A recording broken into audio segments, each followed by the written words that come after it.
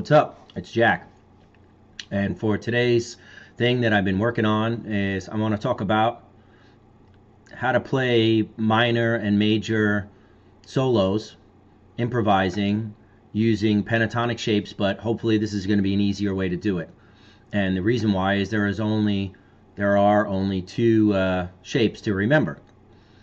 And I'm going to pop those two shapes up here, and you can take a look at them, and I'll also have a copy of it on my website if you want to go there and download the PDF, and you could print it out, or you could screen capture or whatever.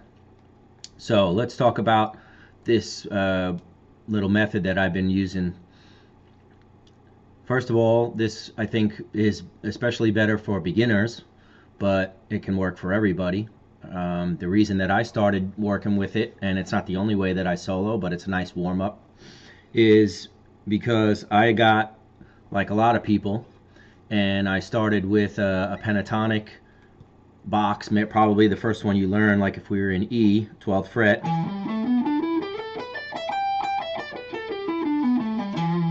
Okay, a lot of people know that one.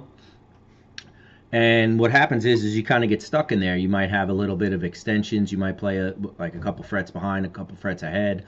But for the most part, you might get stuck there. And it could be a little difficult to remember that going all the way across and the phrasing and that kind of stuff. So this is going to allow you, we're going to start at the 3rd fret today. We're going to get all the way to the 12th fret with one shape. And then we'll start at the 10th fret. And we're going to get all the way down to the 19th fret with the second shape. So although we're not using every note in those positions, it's still a better way to try to be soloing this way rather than across, which you should be able to do both. So hopefully this will help you out even if you're not a beginner. The other thing, the reason I think it's really good for beginners is for the most part you only use 2 fingers. And I know in the beginning if you're trying to play bigger, wider spreads, it might be a little difficult. And for this, you can do what you want, but I'm just going to be using my index and my ring finger. And we're going to have some slides in there. So, as always, if I'm not covering something, if you have any questions as we go on, then just send me a message, or you can email me at the website, jacksguitarplanet.com. Okay, I'm just checking my notes here. Now, this same shapes, both of the shapes, are going to be good for major or minor pentatonics. And I'll probably go into a little bit of theory. You may have heard a term, relative minor.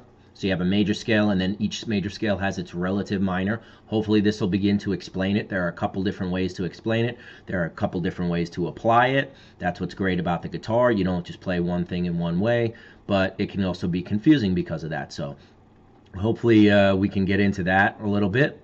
And what we're going to do now is I'm going to zoom up a little more, and maybe you'll be able to see the notes on the fretboard a little better, and then we'll go over the shapes. Okay, so we have these 2 shapes. Each one has 5 notes. If you know anything about a pentatonic scale, it's got 5 notes. Penta meaning 5, like pentagon. The first one, as you can see on the top, looks like the letter H, at least it does to me. And the one on the bottom looks like the letter Y. So as we go through this, I'm going to refer to that as the H shape and the Y shape. Now you might notice those blue and red circles. What do those mean? Those circles are the roots, as you can see. If you're playing a major scale, then in the H shape, the first note's going to be the root. The last note will be the minor root. The first note will be the major root, I should say. And then the same thing goes for the Y shape. You have 2 roots. You have the second note as the minor root, and the third note is the major root. We'll go over that a little more. So, first let's look at these shapes in the key of E minor.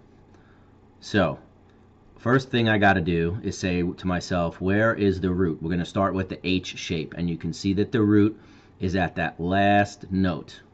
So, if you know, I don't know if I mentioned, but you should be watching chromatic scale videos, or at least check out a diagram so you know the notes of the first 2 strings, okay? Because these 2 strings here are going to tell you where to play a lot of chords and that kind of thing.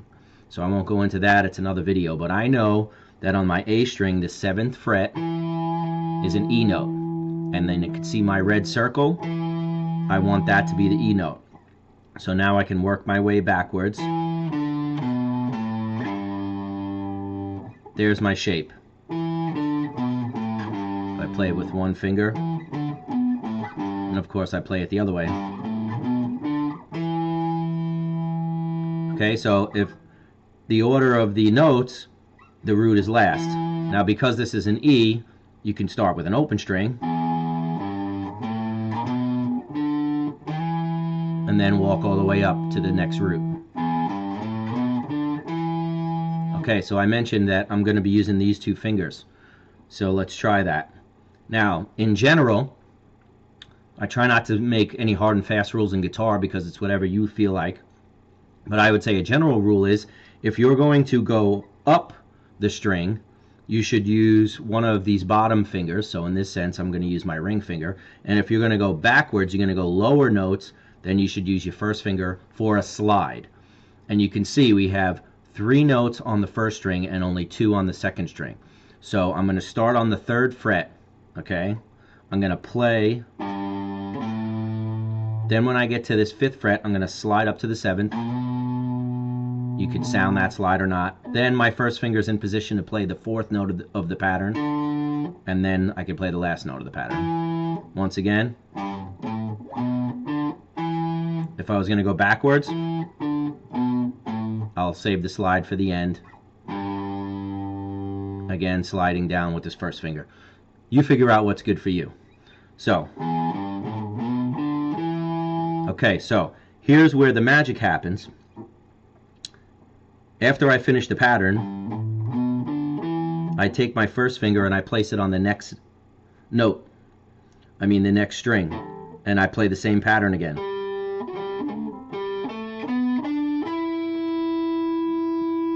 Okay, this is an octave of this. We have a G. So I'm looking at the guitar with 2 strings here, which are the E and the A, 2 strings here, which are the D and the G, and then 2 strings here, which are the B and the E. You can definitely do it in different combinations, but in the beginning, I'm also going to do videos on the 5 pentatonic shapes, and I'm going to do videos on 3 notes per string shapes, and I'm going to do videos on the 5 major scale shapes. All that stuff I'm going to break down into pairs of strings and then use octaves. And then we'll connect them afterwards. I really think this is an easier way to learn because you don't have to grasp all 6 strings at once. You're just grasping 2 at once. So again, let's look at the 2 shapes. 1, 2, 3, 4, 5. First finger goes right down. This is the 5th fret of the D string. I'm on my next pair of strings. I'm going to play the same shape. Now when I get to the B and the E, my next pair, I can't go straight down. I would be at the 7th fret. The reason for that is because the B string is not tuned as high to the G as the rest of the strings are. In other words, from D to G, okay, here's a D note, and there's a G note. It's a 4th higher. And that goes for all the strings until I get there. When I have a G and I go to B, it's only a 3rd higher. So I need to add 1 fret to get to the octave. Remember we started on this note, which is a G. The next octave is here. I went like this. If I bring my first finger down on the 7th fret, it's not going to work. I got to come 1 note higher, but then I play the same pattern. Okay, let's connect them all.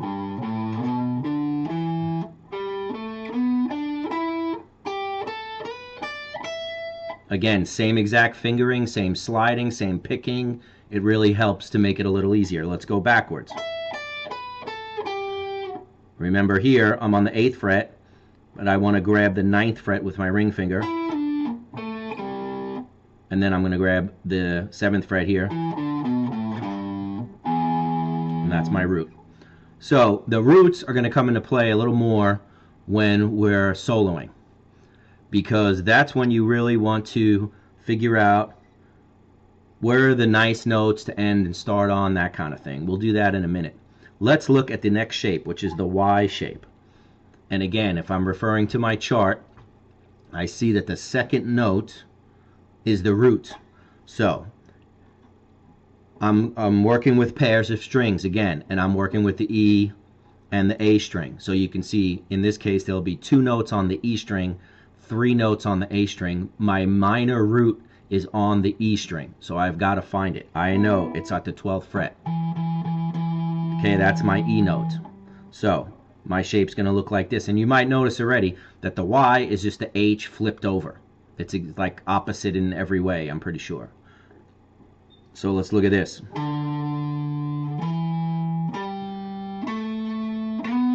There's my slide.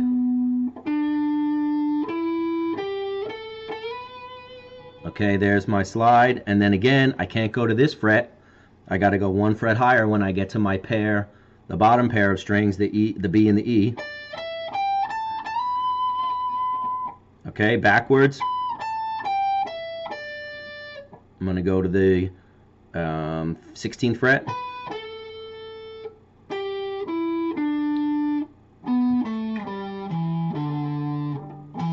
And then I'll end on the root. Okay?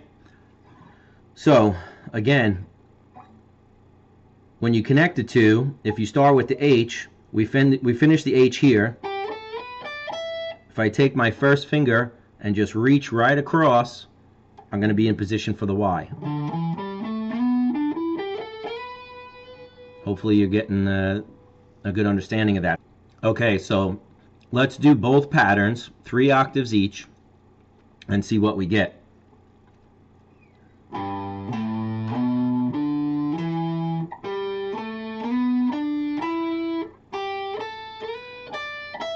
going to reach up with my first finger.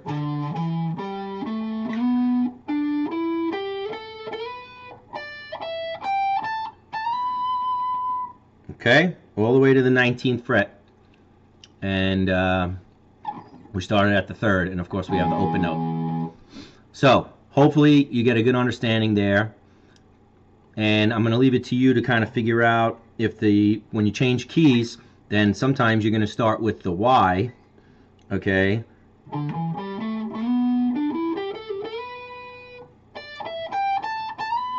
then you're going to have to find the H. And I'm going to tell you right now, that would be the start of my H right there. Right? Because that's 12 frets up from this.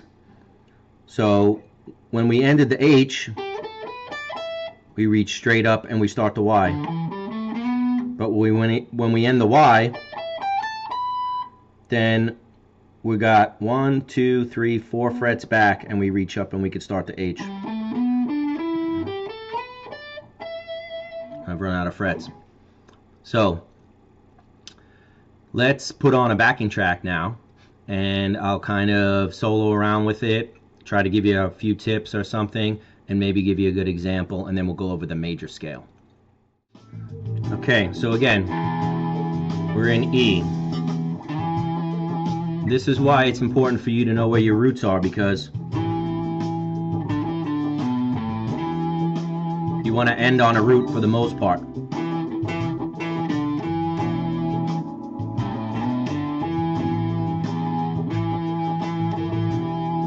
Okay, the other strong notes would be the 3rd and the 5th.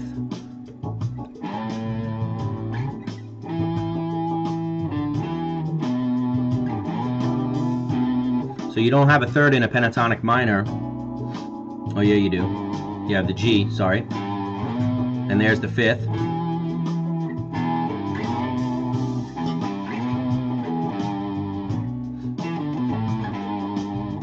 You can hear that the 3rd's pretty good to end on, and so is the 5th. But the root's going to be the strongest. Okay, so after you get a chance to play around with the notes, you should try to play the same exact lick in the 3 positions using the octaves. because that's going to help your brain remember these things and be able to connect them easier. So let's just do a simple thing here and try to connect it and play the same thing.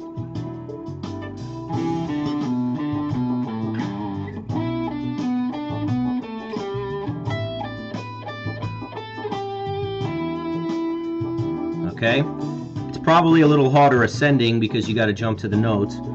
If we play the same thing backwards, it might be a little easier.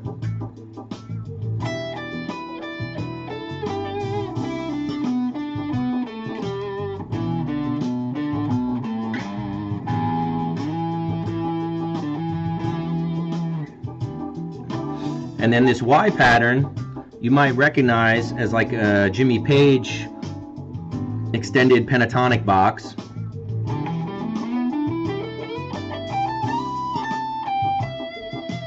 Again, there's my root, the second note of the Y.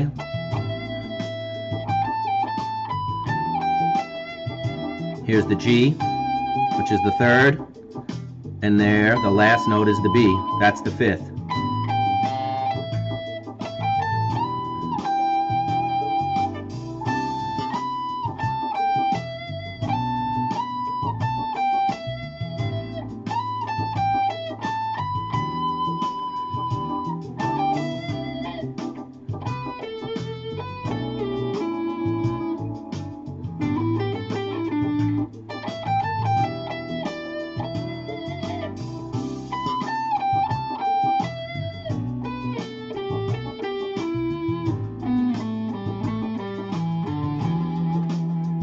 Okay, you get the idea.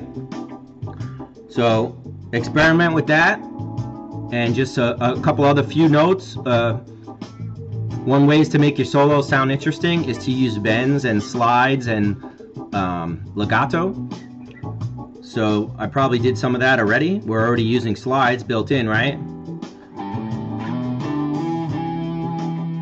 If you hit one note and then play the next one without picking, that's like a hammer-on. And then if you hit one note and pull it off,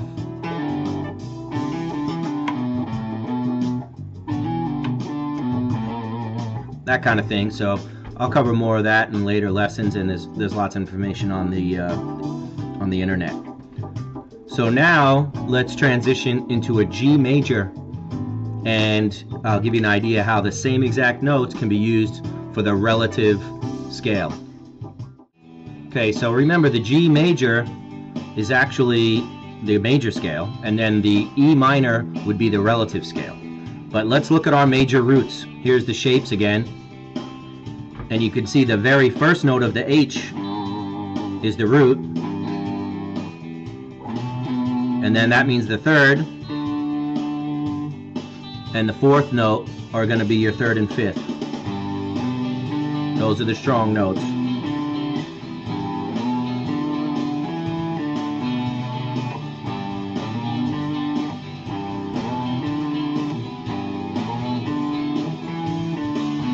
I connect them.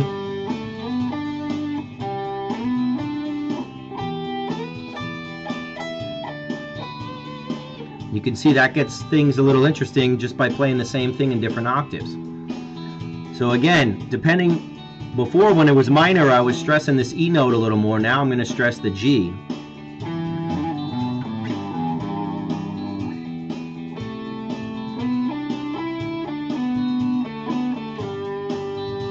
Okay, the first note of the H pattern.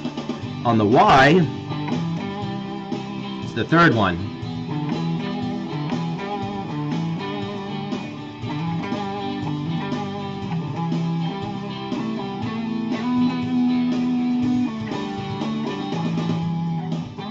The last note of the Y pattern is your third, a B.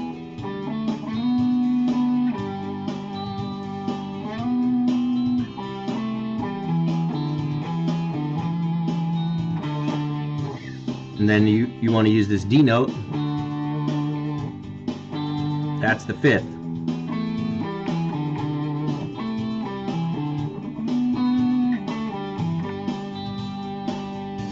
Okay, those are the stronger notes to end and begin phrases on, but you can do what you want, whatever sounds good.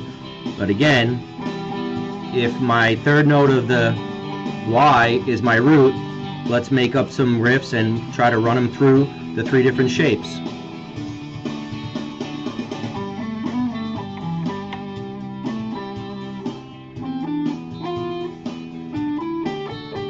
Mess that up.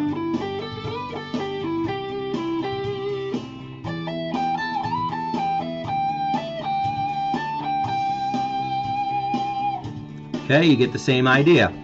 So again, by knowing the notes on these 2 top strings and then thinking or choosing to play in either major or minor, then you know where your root is and you can figure out what shape to use and where to put each note.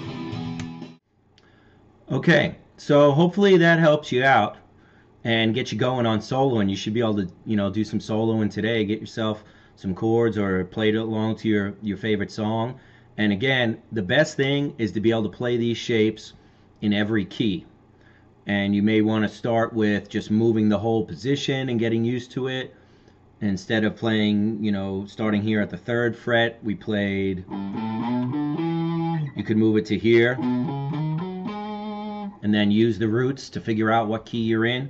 Or what I would suggest also is that you take one key, like the E for instance, and learn the major and minor in both keys. So again, if we look at that Y shape, we know that the 3rd note is the major. So if I remember, in the very beginning we started with the 7th fret of the A string. That's an E note. That means I got my major scale right there in E. And again, this was the E minor, because my root's here for the minor. That's minor, and that's major. If you have any questions, maybe I missed something, it's kind of hard to remember all these things while I'm shooting it, let me know. Please check out the website on Facebook, Jack's Guitar Planet, and you could like the page, that would be great. If you're not subscribing, please do. If you have any questions, let me know. And keep on playing, man.